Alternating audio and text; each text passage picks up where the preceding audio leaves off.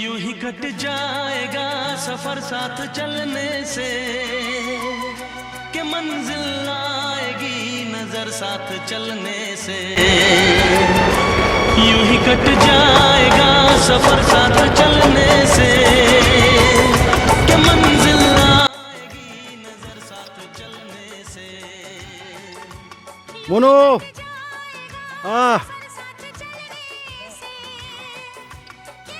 বঢ়িয়া এই 25-26-ৰ শেষ পিকনিক আৰু 26 চনৰ প্ৰথম পিকনিক অলক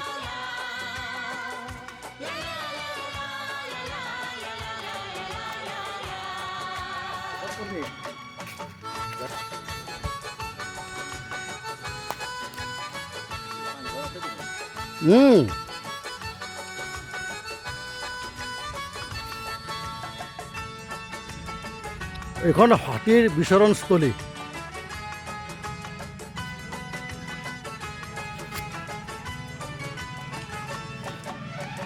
তপন আহি যা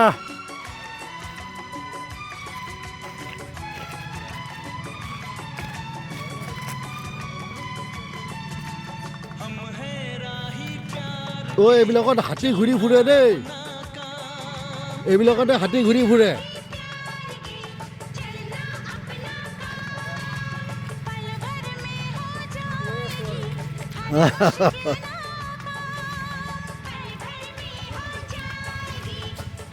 আমি নিজে গম পোৱা নাই ক'লে গুগল মেপে আগত এই সেইখিনি পাহাৰলৈকে যাম তাৰপিছত যদি আগলৈকে যায় মই ডেকা ডেকা চলি কি বহা কথা কয়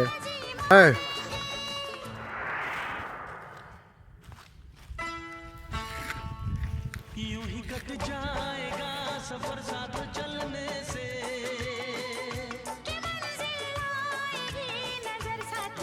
এইবোৰ হাতীৰ খোজ এইবোৰ হাতী এইপিনে অহা যোৱা কৰা এইবোৰ হাতীৰ সেয়া জংঘল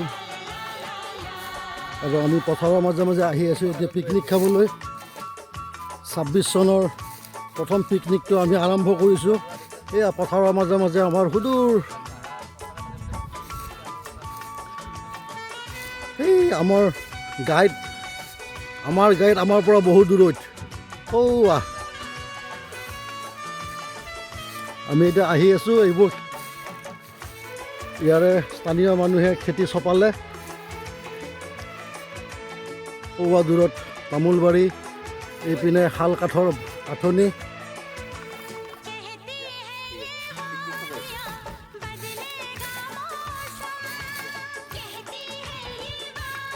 এইপিনে এটা টিলাত মাত্ৰ 11 মানুহ আছে আমি সেই টিলাটোলৈকে যাম পিকনিক খাবলৈ এতিয়া আমি খেতিপথাৰৰ মাজে মাজে নাৰৰ মাজে মাজে খোজকাঢ়ি আহি আছোঁ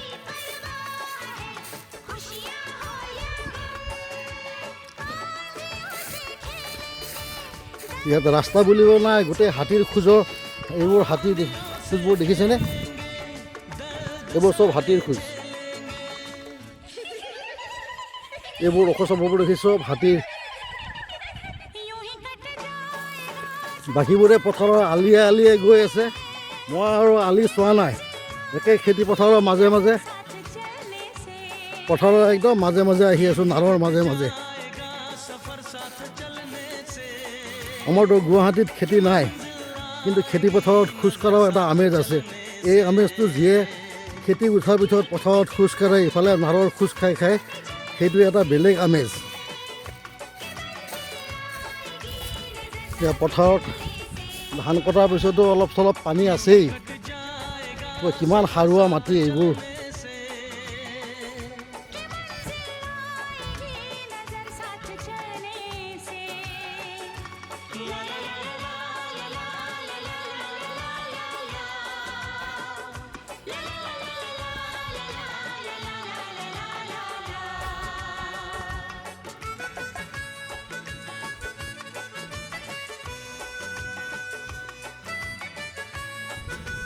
এইটো পাহাৰৰ পৰা বৈ অহা এটা সৰু জুৰি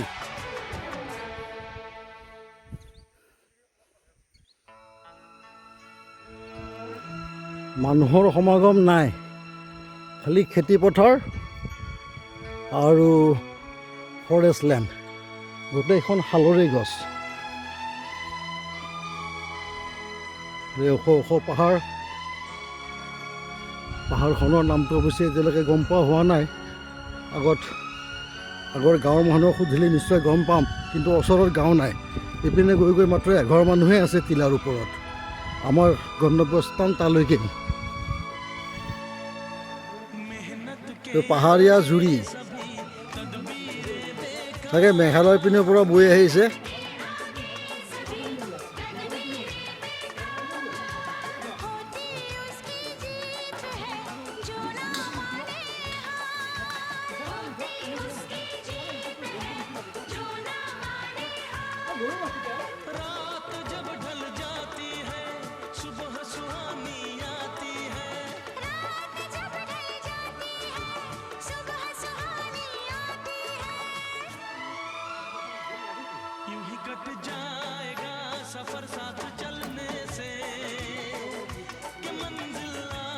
এয়া আমাৰ খাদ্য প্ৰস্তুত হৈ আছে।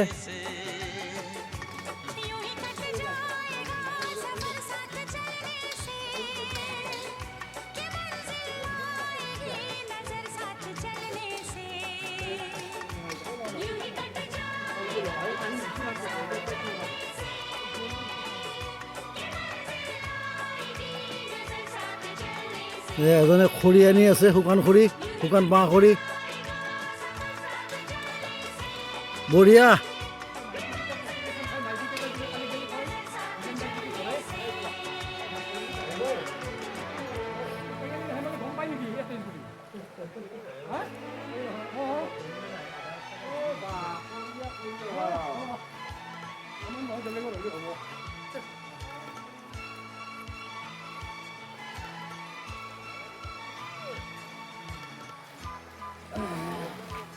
আৰু এয়া আমাৰ পিকনিক স্পট।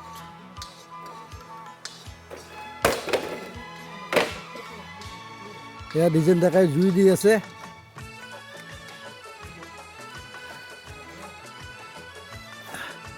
ৰিপুঞ্জয় এয়া খৰি আনিছে আৰু বাকী দুজনৰ হাতত বাঁহ আৰু খুকুৰি।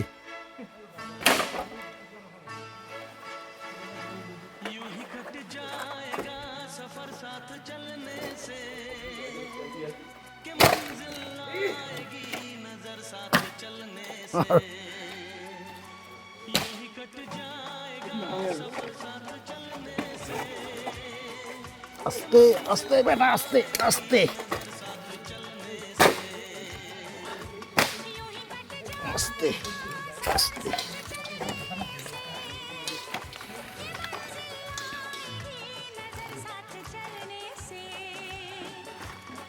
এইডাল গছ ভাঙি প্ৰাকৃতিকভাৱে জুৰিটো পাৰ হ'বলৈ সহায় কৰি দিছে। এয়া জুৰিৰ নিৰ্মল পানী, পাহাৰীয়া জুৰিৰ নিৰ্মল পানী।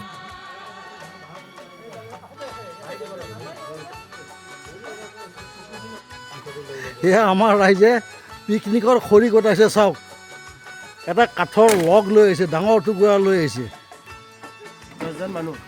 কমেও 10জন মানুহৰ পিকনিক। এইটো খৰি জ্বলিলে 8 দিনটো জ্বলিব মিনিমাম।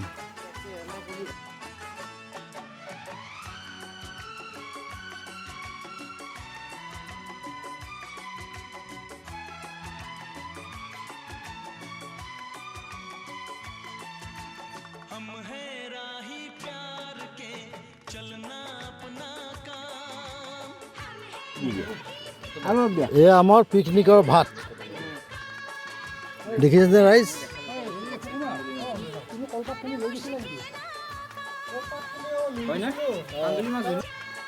ফটো উঠিছোঁ একদম বঢ়িয়াকৈ। কলপাতত এই কলপাতত আমি ধৰি লওক মোটামুটি 55 বছৰ পিছত এই কলপাতত ভাত খাই আছোঁ। কলপাতত ভাত খোৱা এটা সেয়া আছে, উপকাৰিতা আছে। কলপাতৰ পৰা যিটো ৰাসায়নিক ইয়াৰ লগত মিক্স হয়, সেইটো আকৌ দেহৰ কাৰণে বহুত উপকাৰী।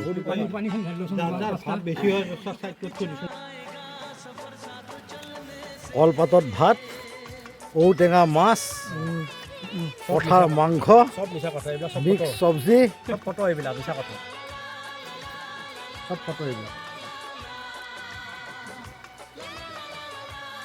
মাংস চুমতে একোটাৰ মুখ বেকা হৈ গৈছে জ্বলাৰ কোবত এটাই মূৰ খোজাই তৎ পোৱা নাই টানিব পৰা নাই মাংস তেল